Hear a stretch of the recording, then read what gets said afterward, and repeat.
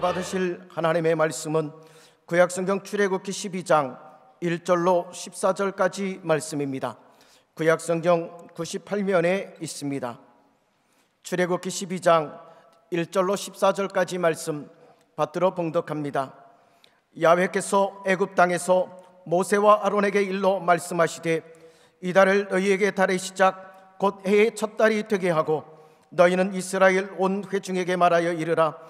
이달 열흘에 너희 각자가 어린 양을 잡을지니 각 가족대로 그 식구를 위하여 어린 양을 취하되 그 어린 양에 대하여 식구가 너무 적으면 그 집의 이웃과 함께 사람 수를 따라서 하나를 잡고 각 사람이 먹을 수 있는 분량에 따라서 너희 어린 양을 계산할 것이며 너희 어린 양은 금없고 1년 된 수컷으로 와되 양이나 염소 중에서 취하고 이달 열 나흘까지 간직하였다가 해질 때 이스라엘 회중이 그 양을 잡고 그 피를 양을 먹을 집 좌우 문설주와 임방에 바르고 그 밤에 그 고기를 불에 구워 무교병과 쓴 나물과 아울러 먹되 날 것으로나 물에 삶아서 먹지 말고 머리와 다리와 내장을 다 불에 구워 먹고 아침까지 남겨두지 말며 아침까지 남은 것은 곧 불사르라. 너희는 그것을 이렇게 먹을지니 허리에 띠를 띠고 발에 신을 신고 손에 지팡이를 잡고 급히 먹으라. 이것이 야훼의 유월절이니라. 내가 그 밤에 애굽 땅에 두루다니며 사람이나 짐승을 막론하고 애굽 땅에 있는 모든 처음 난 것은 다 치고 애굽의 모든 신을 내가 심판하리라. 나는 야훼라. 내가 애굽 땅을 칠 때에 그 피가 너희가 사는 집에 있어서 너희를 위하여 표적이 될지라. 내가 피를 불 때 너희를 넘어가리니 재앙이 너희에게 내려 멸하지 아니하리라. 너희는 이날을 기념하여 야훼의 절기를 삼아 영원한 규례로 대대로 지킬지니라. 아멘. 저는 오늘 성찬 예배를 맞아 유월절 어린 양의 피라는 제목으로 하나님의 말씀을 먼저 나누고 성찬으로 우리 나아가기를 원합니다. 사랑하는 성도 여러분, 야곱 또는 이스라엘이라고 불리는 사람은 아브라함의 손자입니다.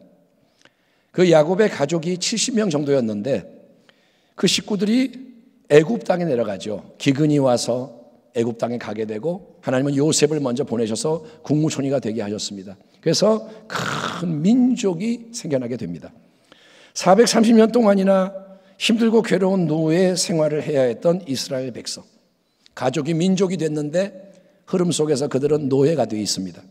하나님은 그런 자기 백성을 이제 구원하시기 위해서 모세를 보내시고 애굽 땅에 큰 권능의 재앙을 내리십니다. 피의 재앙, 개구리 재앙, 이의 재앙, 파리떼의 재앙, 짐승의 돌림병인 악질의 재앙, 독종의 재앙, 우박의 재앙, 메뚜기 떼의 재앙, 흑암의 재앙, 9가지입니다. 지금까지. 완악한 바로왕은 애굽 왕은 이 모든 재앙 앞에서 재앙이 점점 강해지는 거예요. 여러 차례 이제 자기가 잘못했다, 내가 고집 부리지 않겠다, 이스라엘 백성을 보내주겠다 맹세하지만 하나님이 재앙을 거두시고 나면 언제 그랬냐는 듯 다시 마음을 강팍하게 하고 이스라엘을 더 괴롭히는 일이 반복이 되는 거예요. 그러면 여러분, 하나님의 일하심이 소용이 없는 건가요? 아무리 하나님이 큰 권능으로 역사하셔도 악한 바로왕, 사탄을 상징하는 바로왕과 죄악 세상을 상징하는 애굽은 하나님의 백성 이스라엘을 끝까지 노예 삼고 놔주지 않는 건가요? 그렇지 않습니다. 여러분, 우리 하나님은 모든 것을 그분의 영원한 지혜와 능력, 완전한 사랑과 공의 가운데 하나님은 홀로 주관하시는 위대하신 유일하신 하나님이심을 믿으시길 바랍니다. 아멘 합시다. 아멘. 우리 순복음 부평교회는 신본주의의 교회가 되어야 합니다. 그래서 신본주의는 뭐냐? 하나님은 하나님이시다. 무조건 하나님은 오르시다. 아멘. 하나님은 바로왕이라는 사람이 9가지 재앙 앞에서도 이스라엘 백성을 놓아주지 않을 것을 미리 아시면서 그 모든 일을 진행하시는 거예요. 하나님 모세에게 말씀하십니다. 모세야, 이 재앙을 내리면 바로가 보내지 않고 계속 덤빌 거야. 이 재앙을 내려도 변하지 않을 거야. 하나님은 다 아세요.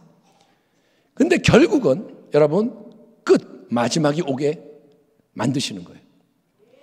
왜냐하면 하나님이 집행하시는 10번째 재앙, 가장 큰 이 재앙 앞에서는 바로왕과 온 애굽 땅이 항복할 수밖에 없고 이스라엘을 놓아줄 수밖에 없기 때문인데, 그 무시무시한 마지막 재앙은 뭐냐? 바로 애굽의 모든 집에서 장자와 짐승의 첫 번째 태생, 사람이든 짐승이든 처음 태어난 생명을 한날 밤에 싹 다 죽여버리는 재앙인 거예요. 재앙이 뭐냐? 모든 집에서 첫 번째 생명은 다 죽는 거예요. 출애굽기 본문 12절에서 하나님은 이렇게 예고하십니다. 내가 하나님이 그 밤에 애굽 땅에 두루 다니며 사람이나 짐승을 막론하고 애굽 땅에 있는 모든 처음 난 것을 다 치고 애굽의 모든 신을 내가 심판하리라. 나는 야훼라. 여러분, 한날 밤이에요. 이틀도 아니고 딱 하룻밤에 애굽 온 땅을 두루 다니시는 하나님.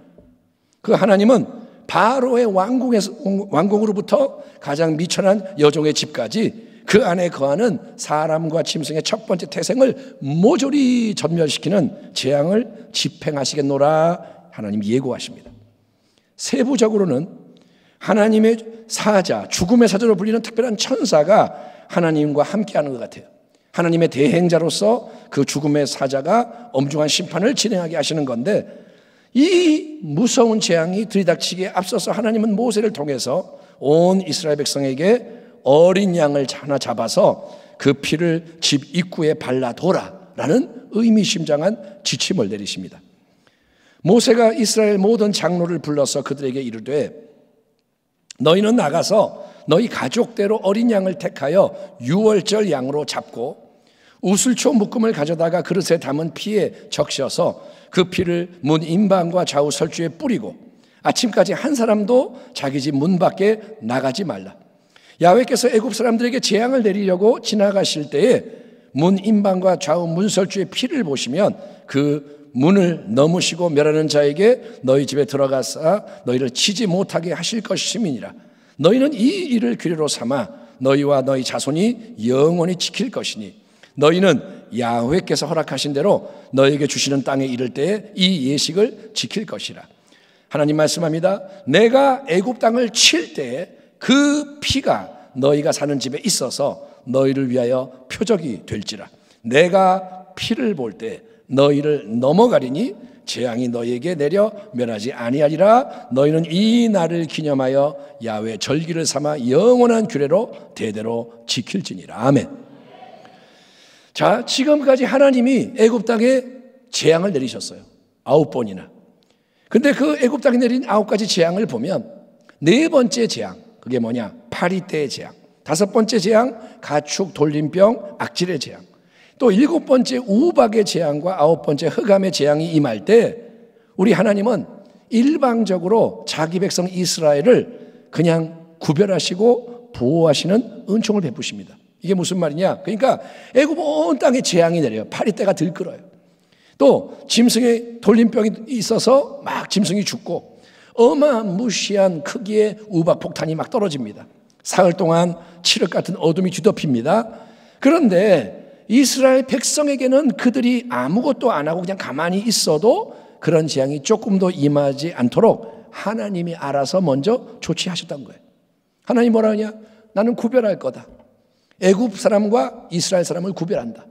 그래서 이스라엘 사람이 사는 고센 땅에는 어둠도 임하지가 않고 우박도 내리지 않고 하나님이 보호하시는 거예요. 그러나 여러분, 이제 온 애굽을 강타하는 마지막 가장 무서운 재앙, 죽음의 재앙 앞에서는 아주 중요한 변화가 일어나는 것에 주목하십시오. 이제 하나님은 이렇게 말씀하십니다. 자, 너희 온 백성은 각 가정마다 가족 전체가 먹을 수 있도록 흠이 없는 1년 된 어린 양 한 마리를 택해서 잡아라. 만약에 한 가정에서 그 어린 양 한 마리를 다 먹을 수가 없다면 이웃집, 옆집, 앞집 연합을 해서 같이 그렇게 해라.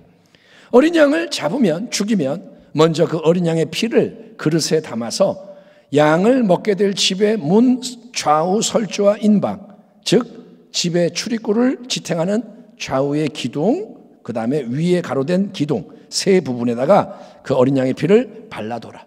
어린 양의 피로 분명한 표시를 바깥에 해둬라.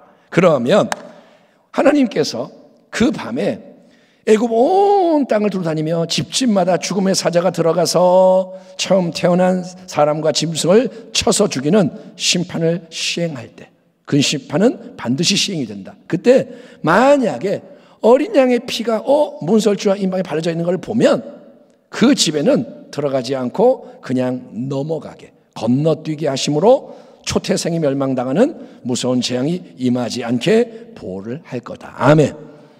피를 바르면 보호받는다. 아멘. 하나님이 말씀하시는 거예요. 자, 그러니까 이전의 재앙들과의 분명하고도 중요한 차이는 뭐냐? 지금까지는 이스라엘 백성이 하나님 앞에서 아무것도 안 해도 하나님이 그냥 알아서 보호해 주신 것과 달리 이제는 이스라엘 백성에게 하나님의 말씀, 분명한 말씀을 통해서 여러분 믿음의 청종과 순종의 반응이 요구되는 거예요. 하나님이 믿음을 요구하시는 거예요. 지금까지 하나님이 하신 모든 말씀은 하나하나 그대로 다 이루어졌습니다. 재앙에 대한 말씀이 딱딱 이루어져요. 이스라엘 백성은 그것을 봤습니다. 하나님 말씀대로 나일 강이 피가 되네. 하나님 말씀대로 파리떼가 오네. 모든 걸 다 봤어요. 하나님이 예고하신 대로 9가지 재앙이 온 애굽 땅을 덮었고, 하나님이 모세를 통해 알려주신 대로 이스라엘은 온 애굽의 고통 가운데서도 보호를 받았습니다. 그러니까 하나님은 거룩하신 하나님, 신실하신 하나님, 아멘 할까요? 아멘. 하나님은 전능하신 하나님, 좋으신 하나님으로 자기를 재앙 가운데 나타내시는 거예요. 재앙은 뭐냐? 권능은 뭐냐? 하나님이 살아계시다 이거예요. 하나님이 누구신지를 보여주는 거예요. 그러므로 이제 이스라엘 백성은 하나님이 진정으로 어떤 분이시며 어떤 일을 행하시는지를 이제는 깨달아야 되는 거예요. 하나님은 진짜구나. 살아계시구나. 하나님은 이렇게 일하시는구나. 그래서 이제 이스라엘 백성은 하나님이 주시는 새로운 말씀에 올바로 여러분 반응을 해야 되는 거예요. 따라합니다. 말씀에 반응하기 원하신다. 자, 질문합니다. 누가 어린 양을 잡고 누가 그 피를 취해서 발라야 하나요? 누가? 여러분, 하나님이 직접 어린 양을 죽이셔서 그 피를 이스라엘 집성의 집집마다 발라주시는 게 아닙니다. 하나님이 피를 갖다가 너 이스라엘 백성 발라주는 게 아닙니다. 여러분, 또 모세나 아론이 집집마다 신방을 가서 어린 양의 피를 발라주는 것도 아닙니다. 백성의 장로들이 다른 사람들을 대표해서 자기들 집에 어린 양의 피를 발라두면 되는 것도 아닙니다. 여러분, 지금까지는 이스라엘 백성에 속해 있는 사람을 하나님이 그냥 알아서 구별하시고 알아서 보호해 주셨지만, 마치 갓난아기가 아무것도 모르고 아무것도 못하지만 그냥 돌봐주는 것처럼, 그렇죠? 갓난아기의 특권이 뭐냐? 그냥 가만히 있으면 돼. 그러면 먹여주고 갈아주고 다 하는 거예요. 근데 이제는 이스라엘 백성의 각 사람과 가정이 스스로 자원해서 하나님이 명하시는 말씀을 듣고 순종해야 하는 자유로 인도되는 거예요. 아멘. 따라합니다. 이제는 때가 되었다. 아멘. 같은 하나님이에요. 같은 백성이에요. 그런데 관계가 달라지는 거예요. 예? 그러니까 남이 어린 양을 대신 잡아주는 게 아닙니다. 가정마다 스스로 어린 양을 준비해서 어린 양을 죽여야 하고 그 피를 취해서 스스로 문설주와 문인방에 발라야 한다는 거예요. 어린 양 잡아서 피를 바르려면 귀찮고 힘들고 징그럽고 아까우니까 그냥 빨간색 물감을 좀 칠하면 안 되나요? 겉으로 보면 비슷해요. 피나 물감이나 비슷해요. 아니요. 그거는 하나님 말씀에 대한 참된 순종이 아니기에 물감을 발라서는 절대로 보호받지 못합니다. 사람이 볼 때는 피를 칠했나? 비슷하지만 하나님은 안 속아요.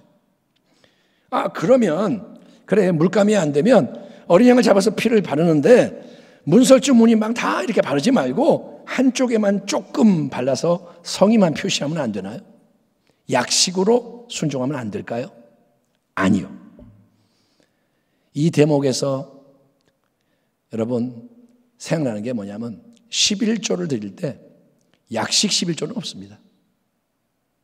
네? 우리는 그러잖아요. 온전한 11조를 드리느냐 조그만. 여러분, 약식의 순종은 내가 인간의 생각을 집어넣는 혼합주의 순종인 거예요. 따라합니다. 약식의 순종은 진짜가 아니다. 물론 하나님이 아세요. 마음이 원인데 육신이 약한 거나 신앙이 너무 어려서 그렇게밖에 못하는 거 하나님은 그건 다 아세요. 다만 그걸로 평생 가면 안 되는 거예요. 아멘. 여러분, 결국은 그게 뭐냐? 불순종인 거예요. 사울 왕이 아말렉 족속을 진멸하라는 명령을 받았습니다. 사울아, 아말렉과 전쟁에서 다 죽여라. 사람도 다 죽이고 짐승도 다 죽여라. 왜? 아말렉은 악의 상징이기 때문에. 그런데 사울이 그 명령에 부분적으로 순종합니다. 내 뜻대로. 좋은 거는 남겨놓고 왕도 안 죽이고, 그래서 화를 자초한 것을 기억하세요. 자기가 하나님의 말씀을 버리니까 자기가 버림을 당하는 거예요. 여러분, 참된 신앙은 뭐냐? 하나님이 명하시는 모든 말씀에 최대한 즉시 그대로 온전히 순종하는 거예요. 따라합니다. 참된 순종은 온전히 순종하는 것이다. 아멘. 하나님이 뭘 말씀하시든 즉시 아멘. 온전히 아멘. 아멘. 거기에서 능력이 나오는 거예요. 자, 왜 하나님은 장자 죽음의 재앙에 앞서서 어린 양을 잡아서 그 피를 각 가정마다 문설주와 문인방에 바르라고 명하시나요?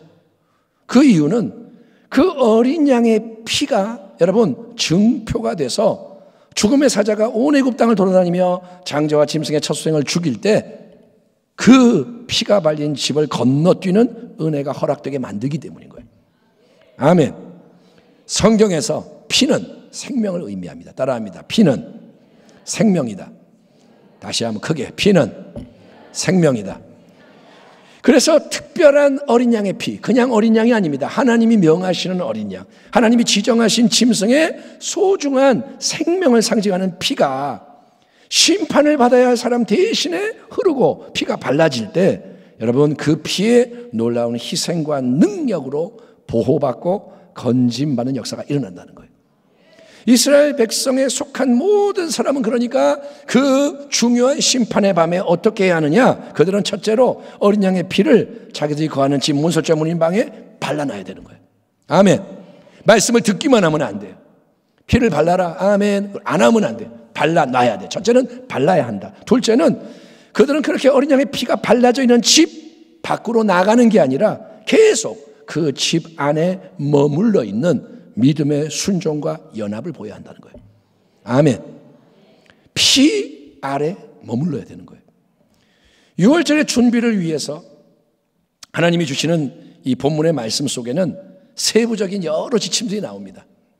그 지침들 하나하나가 영적으로 중요한 의미를 담고 있기 때문에 보다 세밀한 고찰이 필요하죠. 그래서 여러분, 그거를 제가 이제 주중에 하려고는 하는데 오늘은 성찬 진행해야 하는 이 설교에서는 시간이 부족해요.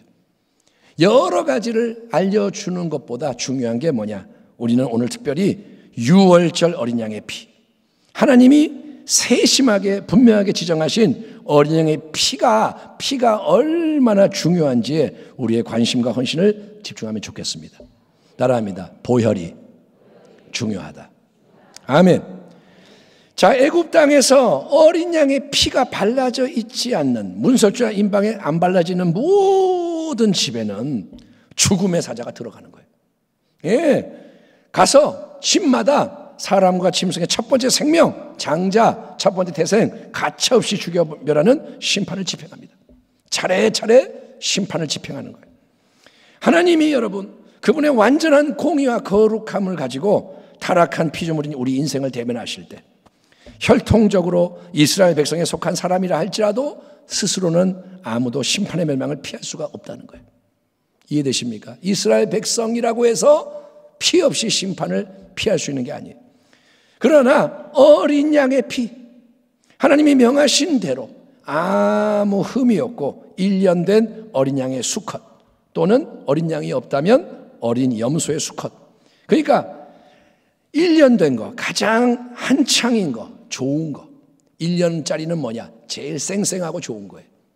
그 다음에 온전한 거, 아무 흠이 없는 거, 하나님께 드려지게 합당한 것을 짐승의 무리 가운데서 택해서 취하여 그 생명을 의미하는 피를 문설주와 문인방에 발라 표시를 해놓고 그 피가 말씀을 통해 약속하는 걸 굳게 믿음으로 오직 집안에 머물러 있다면, 피를 바르고 믿음으로 머물러 있으면, 그러니까 여러분 내 생각대로 내 뜻대로 행하는 게 아니라 하나님의 말씀대로 피의 능력을 의지하며 은혜의 영역 안에 머물러 있을 때, 따라합니다. 은혜 안에 머물러야 한다. 아멘. 보혈, 피의 능력 안에 머무는 거예요. 그렇게 할 때 하나님은 그의 언약으로 택하신 백성을 온전히 보호하시는 거예요. 하나님이 보호하시는 거예요. 더욱 굳건하게 거룩하게 세워주십니다. 그리고 하나님은 새로움의 해방과 승리로 계속 인도하시는 것을 믿으시기 바랍니다. 예, 6월절 그 밤에 죽음의 사자는, 천사는 어떤 집이 애굽 사람의 집이냐, 어떤 집이 이스라엘 사람 집이냐 확인하는 게 아닙니다. 여기 이스라엘 사람 살아요? 주민등록증 보여주실래요? 이런 게 아니에요. 애굽 사람 집이나 이스라엘 사람 집이나 집 모양은 똑같아요. 그 속에 누가 사는지는 그냥 봐서는 알 수가 없기에, 여러분 이스라엘 사람이라고 해도 혈통적인 이스라엘 사람도 자동적으로 구원받는 게 아닙니다. 오직 한 가지, 딱 하나가 심판이냐 구원이냐의 기준으로 작용합니다. 딱 하나, 그게 뭐냐? 그 집에 문설주와 문인방에 어린 양의 붉은 피가 발라져 있느냐 발라져 있지 않느냐. 피가 있느냐 없느냐. 피가 발라져 있으면 그날 밤 그 집안은 안전한 거예요. 아멘. 보혈 아래에 있으면 안전한 거예요. 설령 집안에 있는 사람이 좀 마음이 불안해도 피를 발랐지만 뭔 일 나면 어떡하지? 잠을 못 자도 그것과 상관이 없어요. 여러분 이거 중요한 거예요. 주관적인 감정이나 느낌이 중요한 게 아니라는 거예요. 따라합니다. 신앙은 감정과 느낌이 아니다. 아멘. 그게 뭔 말이냐?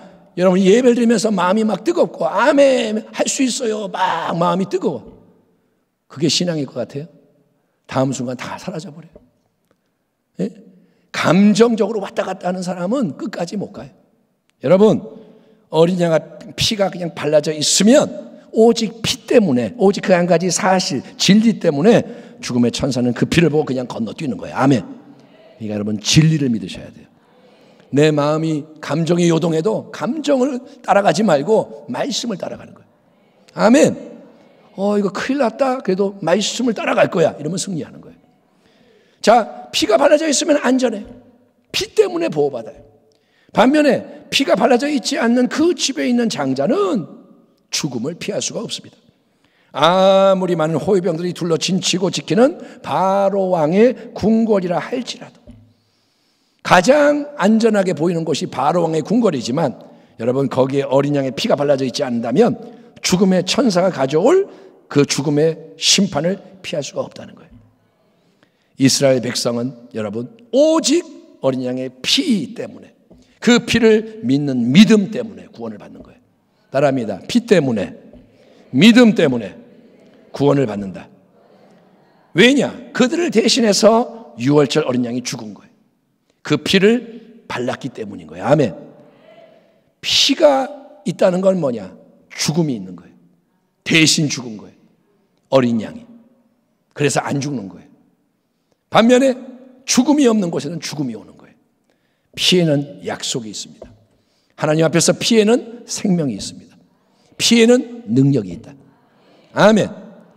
아무튼 여러분 말씀을 듣고 나서 피가 중요하구나. 이게 남아있길 바랍니다. 자, 그런데 질문.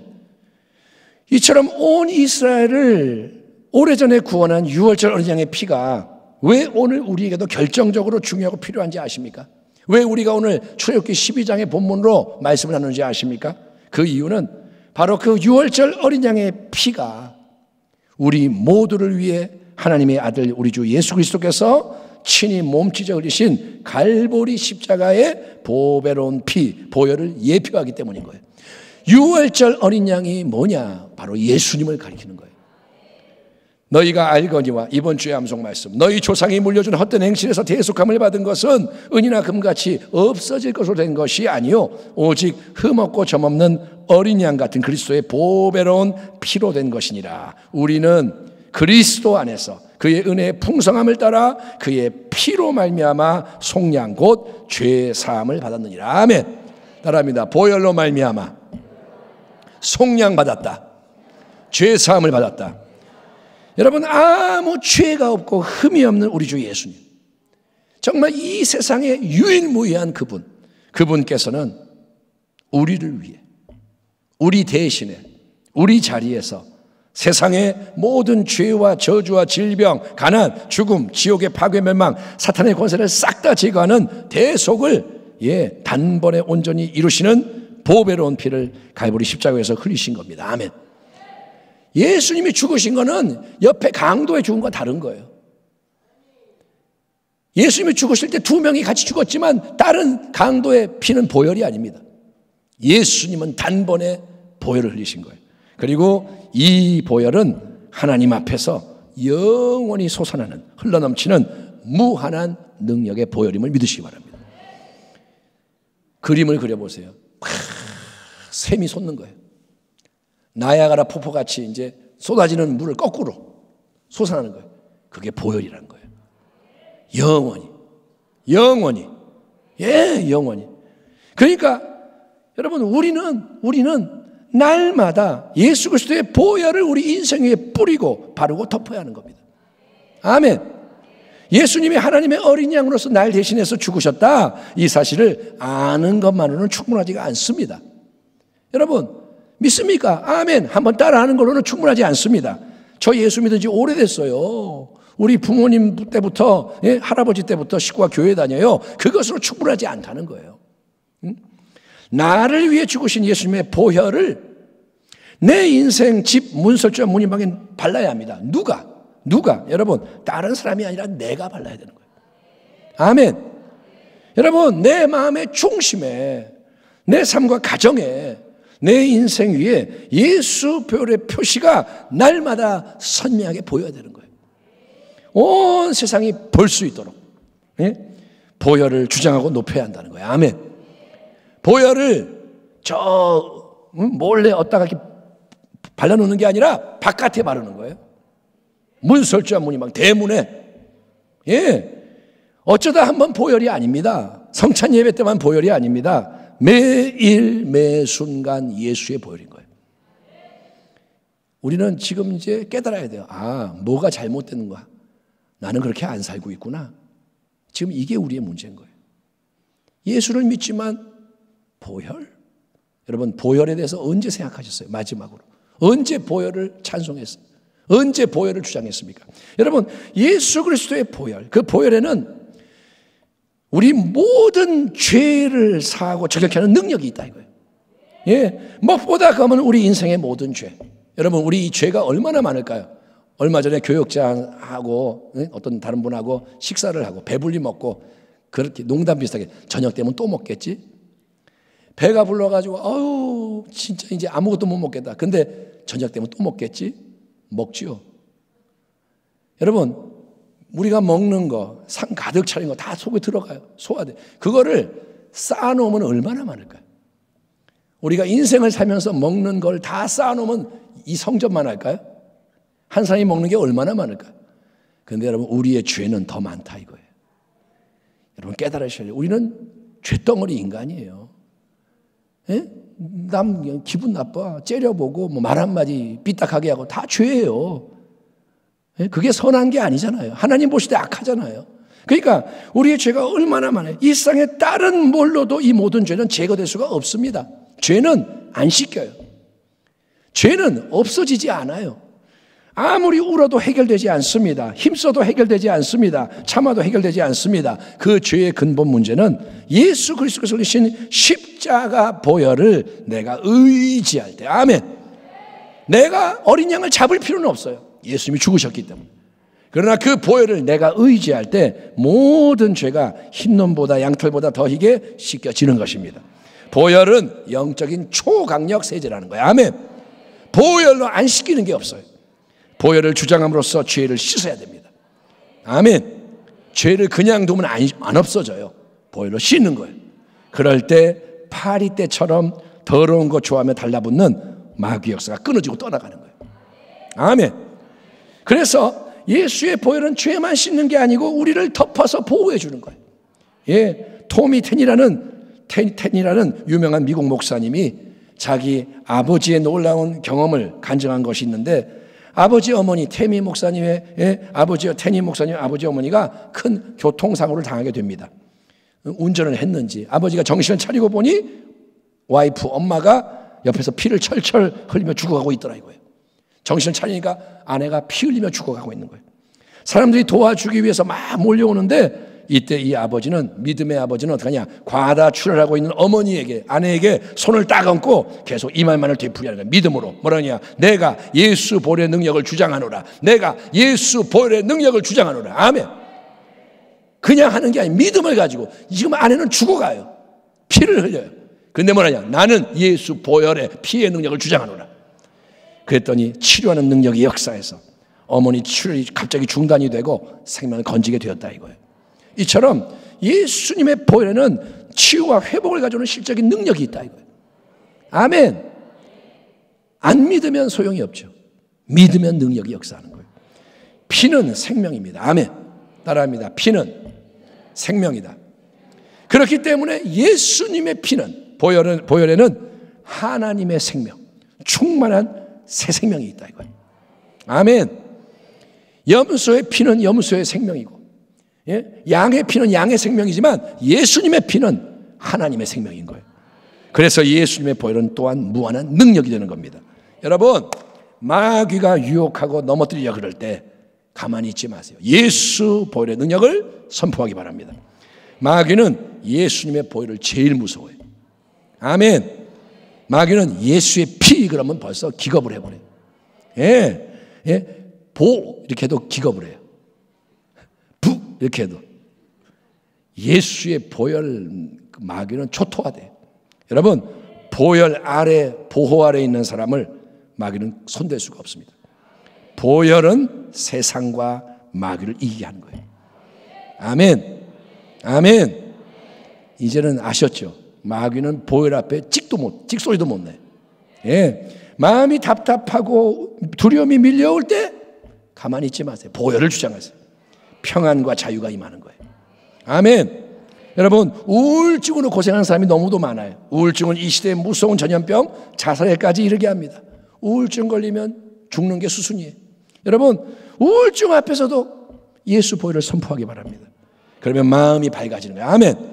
그냥 한 번만 보혈 그러는 게 아니라 예수, 마음을 담고 믿음을 가지고 예수의 보혈의 능력을 선포합니다. 예수의 피. 그러면 활력이 임하게 되는 거예요. 아멘. 여러분, 육체의 질병을 치료할 때도 예수의 피 능력을 주장하세요. 아멘. 주님이 채찍에 맞아서 피 흘리셨으니 내가 나음을 입었습니다. 예수의 보혈로 나를 치료해 주심을 믿습니다. 나는 치료함을 받았습니다. 감사합니다. 믿음의 눈으로 바라보는 거예요. 아멘. 현실을 보지 말고 나음을 입었습니다. 계속 아프네?